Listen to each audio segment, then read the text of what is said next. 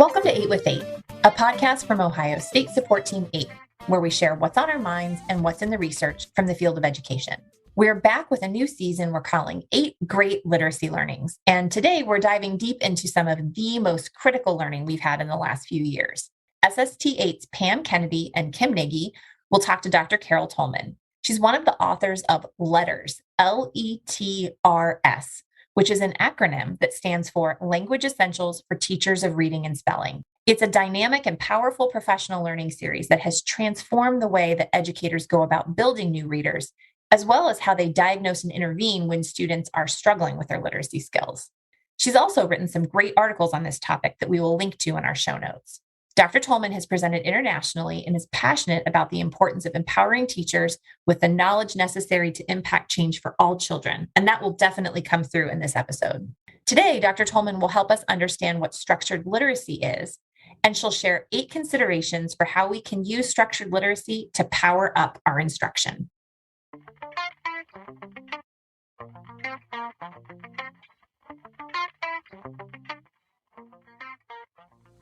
Hello, I'm Pam Kennedy, State Support Team 8's Regional Early Literacy Specialist. And I'm Kim Nagy, State Support Team 8's Urban Literacy Specialist. So Pam and I could be the founding members of Dr. Carol Tolman's fan club. Thank you so much for joining us today, Dr. Tolman. Well, you're so very welcome, Kim and Pam. I'm so honored to be here. So it's right back at you. I'm your fan club as well. I love what you do in Ohio, and thank you for inviting me here. Thank you. So the educational world right now is abuzz with words: science of reading, structured literacy, the 5 components of reading. So for those that are new to the field or not yet familiar with the science, can you explain just what structured literacy is and why it's so important for us? Sure, I'd be happy to. So you are right. There are many terms that are out there that sometimes are confused, or we use them in different ways than we have in the past. So it is important to first come back to what structured literacy really is. So when I think about a structured literacy approach, it is explicit, it is systematic, and it really teaches all components of language. So it focuses not just on word work, which some people think is, may think that's what we're talking about, but all aspects of language. And when we think about that, I think of the phonological form of language, the orthographic form, the morphological, the semantic or the meaning, the syntax or the part of speech within which a word resides within a sentence, and also the discourse and pragmatic layers of language, which talk about well beyond an individual word or a phrase, but sentences and connected sentences. So it's very explicit, very systematic, and it talks about the whole range of what we need to know about language. Thank you. Those layers of language, so many people are aware of them now, and the big ideas of reading, that phonological awareness you spoke about, the phonics, vocabulary, fluency, and comprehension. We know that that's really the key to raising literacy achievement for each and every child in Ohio, and that is certainly our goal. Since this is the 8 with 8 podcast, would you mind sharing with us the 8 most important things that we might need to know about these layers of literacy or the structured literacy? Okay, I'd be happy to. And as a matter of fact, you won't be surprised with some of these, of course, Pam nor Kim.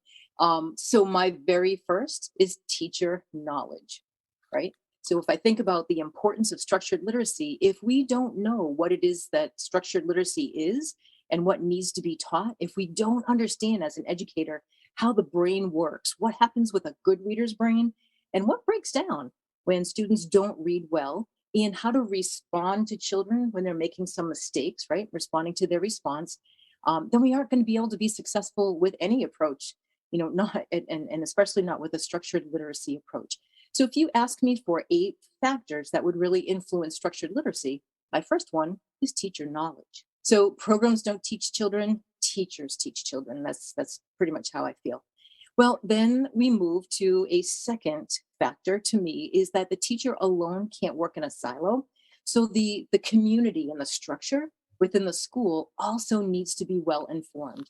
So that includes administrators and support personnel that make decisions like, well, scheduling, right? Like if we're going to do a structured literacy approach, how much time should we schedule within our early beginning readers' day for word work versus more of the higher level oral reading, read alouds, or written expression work? For instance, if I had an administrator, the information I would want them to know is I would want them to understand that about 79% of the variance in your ability to understand what you read is due to phonics in first grade. It's not due to comprehension, right? And strategy instruction. So that brings me to not only the importance of the administrator's knowledge, but my third factor that impacts structured literacy, which are the systems and structures that we put in place. So of course, administrators would drive that perhaps, but teachers also, with their knowledge, should have some input.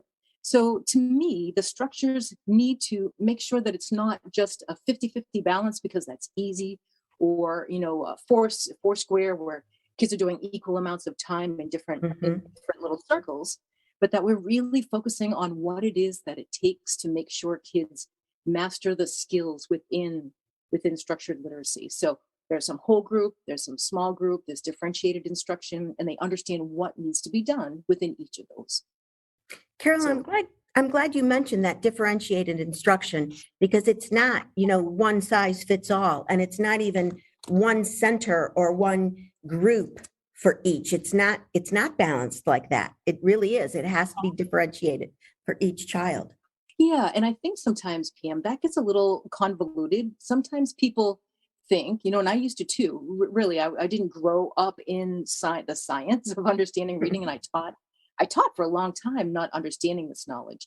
But for me, sometimes the misunderstanding is that we think everybody needs to learn differently. And really, in truth, structured literacy and how the brain processes information for reading and for writing is the same. If you want to be efficient, right, in your brain, what brains need to do as good readers and good writers is the same. But how we get there sometimes needs to be differentiated and tweaked, maybe sometimes with more practice, more depth, and so on. Which actually, PM and Kim, would bring me to my fourth point out of our 8, which is I think it's really important to have strong communication protocols in place.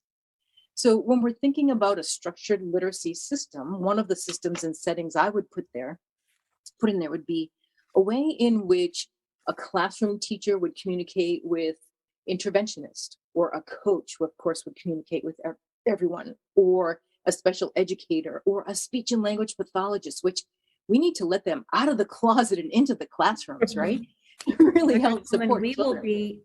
Our next podcast will specifically be on speech and language pathologists and how they can help in the classroom. Oh, fabulous. So whenever, right, like if I were an administrator walking and working with a teacher, and I knew that a student in a classroom was receiving speech services, I would want to be sure that they communicate together, that the speech and language pathologist understands what's being asked of that child in the classroom, and that the classroom teacher understands what's being addressed within the speech and language component. So that communication protocol is really important. It could be in writing, it could be in different meetings, perhaps PLCs, but that type of structure is really, really very important so that everything that a child does is reinforced and supported. So there's that. That co-plan to co-teach is so important in Ohio right now. Well, throughout our nation, obviously, but so big in Ohio right now. So thank you for mentioning that. Sure. And I'll say that I've been, a party to really weak, poor teaching, where I have taken notes for the teacher, my earlier parts of my career, or been more of a secretarial kind of support, but I really mean co-planning, right? And coming together collectively around students' needs, conversing about their information and what they need to know around structured literacy. Wes Hoover talked about that with us as a community not long ago, that the power of having PLCs and communication protocols in place, it's the strength of teacher knowledge. See, I'm back to number 1 again, right? Mm-hmm. But that teacher knowledge, knowing what to talk about children, so that you can then make the best plan to make sure they're making the most efficient, effective progress possible. That's the power of this, really knowing what to do, with whom, for how long, under what conditions. Mm-hmm. Yeah. So Ready for another factor? Please share number 5. So what I've done, I don't know if you've noticed, I've gone from kind of big picture. Now I'm drilling down smaller, smaller, smaller. So when we talk about teacher and administrative knowledge, and we go to systems and structures and communication protocols, now I'm going to go in the weeds, which I really love. So a scope and sequence of skills is very important, right? So what structured literacy does is it teaches from the early, easier skills and builds upon that in order to make sure that students have a good foundation upon which to build as we move up. So you wouldn't teach word families before you know the individual letter sound combinations, right? Or the grapheme phoneme combination. So that scope and sequence of skills is helpful, and you need a communication about this not only in a classroom, but across classrooms too. Right? What do you expect? So, And I'm immediately visualizing your hourglass of instruction as you were talking about coming from the larger to the smaller, and then speaking about the phonemes and the sounds and such. Yes. Yeah. I think the bottom part, the orthography part, really speaks to that in the hourglass PM. So, the idea that you don't go to syllable types, or you don't go to larger chunks in the phonics and spelling realm until you have that individual. That's what the bottleneck is in the middle. Aware of the phoneme, you know a letter name, then you can put that together, that phoneme grapheme correspondence, and then you start using those in combinations to read and to spell. Very good. Yeah. So a scope and sequence. So this is number 6, is that routines are really very important. So the scaffolded supports and routines that are embedded within the materials that teachers use are key for structured literacy. So I know we're often in situations, perhaps you both have been as well, where sometimes you can tell and work with teachers about best practices, but then they go back in their classrooms and their materials bring them in another direction, right? Or teach them something different. So when I think about materials that support structured literacy, we want routines that are very explicit, that are comfortable for children, so that and known for children. And if you're using a certain routine around a concept in the classroom, that same routine should be in small group rotations or out with a specialist, right? And you don't want a different sound spelling card in the classroom than you do, than you have in a special ed support system, which I see all the time and was guilty of doing myself, right? Many years ago. So those routines allow children to free up their cognitive desk space, so they don't have to think about what am I being asked to do. They really can just focus on what you're trying to teach within the structured literacy realm, right? So routines and supports and the materials. Yeah, that's really, really, I think, important. So number 7, we're making some headway. And I'm getting very excited. I'm so excited to be here. But for number 7, I thought about, okay, so we have teacher knowledge, we have administrators, we have systems in place, we understand and communicate with each other. We know what needs to happen, for whom, under what conditions, but we need to check ourselves, right? Because we could be teaching our hearts out and our children aren't learning what it is that we're teaching. So assessment protocols for structured literacy are also very important. So we want to be sure, right, that is what we are teaching within a structured literacy framework being learned by our children. And then those important questions, when we both do a screening and we do progress monitoring, help us know if we're being impactful. So we can spout out structured literacy all we want, but at the end of the day, if students aren't learning it, that's not going to be a helpful approach either. Can you, Dr. Tolman, will you talk a little bit more about the progress monitoring? And sure. I noticed that you put the instruction first, and we so often hear that, this is the day that I progress monitor, or this is the time. And you don't learn by monitoring progress. You learn by instruction, or the students learn by your, good instruction.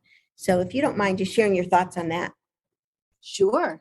Well, there are consistent protocols in certain, assessment protocols that put progress monitoring in place that we use for all children that are a little more formalized. Like maybe we're talking about AIMSweb or DIBBLES or Acadians, for instance, those types of materials. But I want to suggest too that within a structured literacy approach, we can use an informal diagnostic approach to how students are doing in a progress monitoring format every day, all the time. So if I ask, for instance, my students to spell something that I have just taught and they can't spell it, that's to me a little progress monitoring information, right? That I'm going to take note of or make note of, and be sure that I revisit and clarify that information for that child. So it's always, Pat Lindenmood, way back in the day, I miss her desperately. She was wonderful. And she taught me about responding to the response. That was her little saying, right? So when a child responds to your instruction, it's how, the response they give you is how you then think about responding back to them. Everything that a child does, what they say, what they are, thinking, what they read, how they read, and how they write are all responses that are ripe information for us to determine how they're doing progress-wise. So to me, it's a continual feedback and loop. It's kind of why, we know this from studying how we learn, right? That continual feedback loop of reading a little something, taking a little quiz on it. And did I really understand that? I mean, at first with Dr. Kilpatrick's text, he did a beautiful job of that. Here's some content. Here's a little quiz. Did you get it? And if you didn't get it, then it allows you, right, to circle back around and go back into the text and learn that a little bit differently. We have the same thing in letters with check for understandings. Did you really understand the content, right, that we just went through? And I feel the same way about students. So that progress monitoring, or the response to the response, and having protocols in place to be thinking with that in mind, I think is really very, very powerful. Bigger bang for your buck. Great. Yeah. Oh, that was number 7 p.m. I know. Drum roll for 8. I don't know if you're going to be surprised or disappointed, but did I mention to you that I think teacher knowledge is important? I did it again. That's my 8. Oh, but it's so true. And that's what LETRS has taught us here. Up in 8 with all of our units we're covering, it's that teacher knowledge and that coming together to build that knowledge and that efficacy once they've worked through it and shared those, the check for understandings and the wonderful program that you've put together with that. We see that knowledge and how important it is. Yeah, well, I guess if you're a community and you understand how students learn and what happens when they don't and how to respond to that, that whole teacher knowledge is just key. And you can't teach structured literacy if you don't know all of these basic skills, all the basic components of what does explicit mean, right? Does that mean that the teacher takes control? Well, yes, it does, right? And then it means that gradually you release that control, of course, to the children. But at first, you don't ask them, what do you think this letter is going to represent? What sound do you think? You tell them, this is the letter name. Tell me, what's the letter name? This is S. Say that letter name with me, S, right? You are telling them directly, and then they can give that back to you kind of in a reciprocity way. But that teacher knowledge of how to scaffold and provide some supports for students all along the way with the structured literacy is key. So I hemmed and I hawed, and I said, I know you're talking about 8 items, but I felt that teacher knowledge was so important. I just start and stop with that one. So that's still my 8. Oh, definitely. Thank you so much for sharing those 8 tips with us. That's really going to help teachers in our area really understand where they need to be and what they need to do as they start journeying into that structured literacy. So we all know that we love a good success story. So do you have any success stories that you would like to share with us and with our region today? Oh my gosh. Oh God. Yeah, those are great. You're right, Kim. Well, I could share an individual story. I could share a school story. I could share a state story. Actually, our country is doing a really nice job right now in embracing the science. But this is what I would say. I'm going to drill down. So we're quarantined, right? I used to fly all over the world, right? And spout out all this information and just adore what we were able to do. However, when I got grounded, if you will, and I'm standing in this little spot in my study room, I haven't left here for over a year and a half, but nonetheless here, I came across a parent who reached out to me and said, my son can't do the homework. They're learning virtually and he can't do the homework. So I said, okay, well, let me just meet him, and I gave him a spelling inventory. I did a little digging and a little analysis, and I could figure out very clearly what was happening. So I decided to see him, and I decided virtually, never met this boy. He's a fifth grader, and he was reading probably CDC words at best, right? And he was really kind of struggling with some of his vowel phonemes. He was having trouble with nasals, but you could really pinpoint what he was having trouble with by his reading and by his spelling. So I met with him virtually for about 3 months, and he went from crying. The first time I met him, I asked him to read a sentence and he sobbed. Like, I can't do this. It's so embarrassing. Till maybe 3 months later, he and I were reading Harry Potter. Harry Potter. That's It was so quick. I mean, it was so fast. And I'm like, really? Like, I know this information is powerful, right? But oh my gosh, in the virtual world, still yet again, we could certainly make great changes in student knowledge and improvement. And it really was because I was responding to what he was showing me. He only had trouble with a few phonemes, so I helped him with those phonemes, right? He only had trouble with quite a few graphemes. So we had to reteach that whole system. And the more that we got involved with it, the more persistent he was in sticking with it and excited to see his progress. So yeah, I don't see him any longer, but it was probably maybe 3-4 months max. And he's super proud of himself, and I'm super proud of him. And that's a little microcosm of some of the bigger pieces that we've done at the school, district, state, and country levels. So it's great. And you used no wand or cast no spells, or, Harry Potter wasn't there with his magic potions. That was just teacher knowledge and relying on the science. It was science. It was structured literacy. It was systematic. It was sequential. It was just good instruction. Yeah. Amazing. Dr. Tolman, thank you so much. You've been so wonderful with your time and your knowledge. And in Ohio, we've got such a large group of our educators that are in districts that are participating in the LETRS professional development, that we are just looking for great things here. We're honored that you could join us to share your passion for literacy. I'm just so happy to see you and chat with you again. Well, I'm so very happy to see you both here and chat with you as well. And you can tell the excitement because my dog, Toady, is also trying to join in the background too. You perhaps can.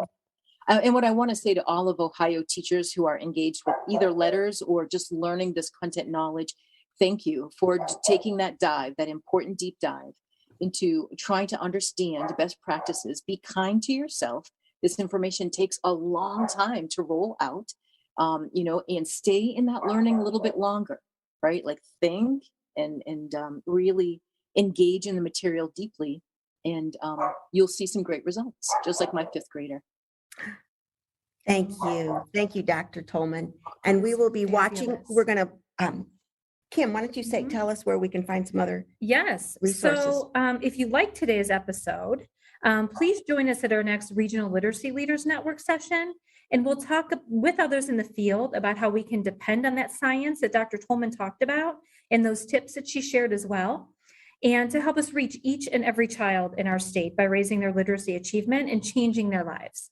So you can register for those next sessions at our website at ssta.org. And don't forget to follow us on Twitter at Ohio SST8. And we'll be sure to put our resources for today and some on Dr. Carol Tolman on our website. Thank you all very much.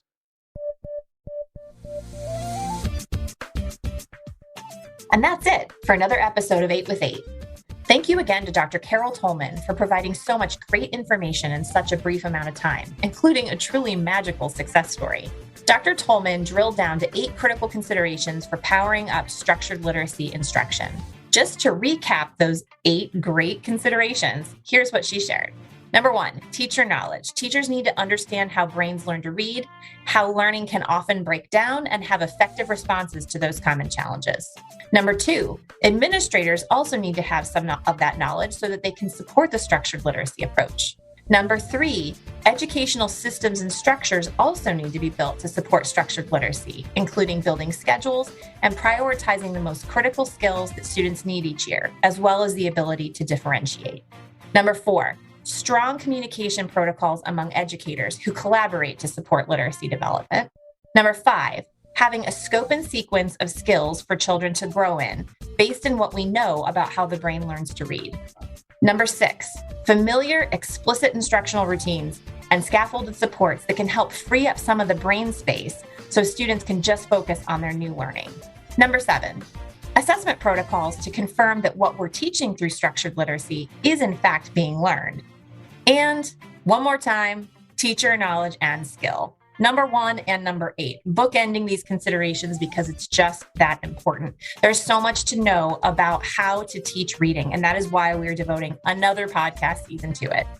Speaking of, as Kim mentioned, be sure to catch our next episode of 8 with 8, in which we'll focus on leveraging the power of speech language pathologists and their expertise in teaching reading. See you soon.